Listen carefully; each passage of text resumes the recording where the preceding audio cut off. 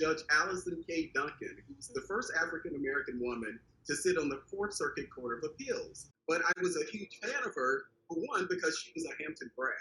And so for me to see someone who happened to be a conservative and an HBCU grad, I thought it was important not to only hype her up, but I also said to myself that it was a good time to explain why there literally are so few Black women on the Supreme Court. This whole trajectory from the lower courts to the Circuit Court of Appeals, which is the launch pad for the Supreme Court. I thought it was important for us to actually talk about that and not just do what we normally do. Well, Republican president not doing this and Democrat president is doing that.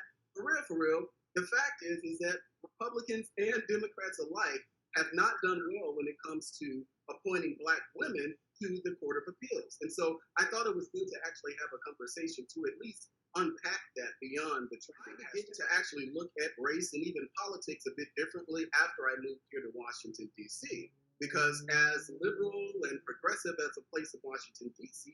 is, if you look across our government and the institutions here where Black people are not really represented in these higher executive positions, I started to actually look at race in a different way. So as far as the comments from Senator Wicker and the comments from Senator Cruz, it's unfortunate, but this is one of the things that I talk to members of my party about. It's in messaging. And sometimes, many times, you don't actually have to say anything at all.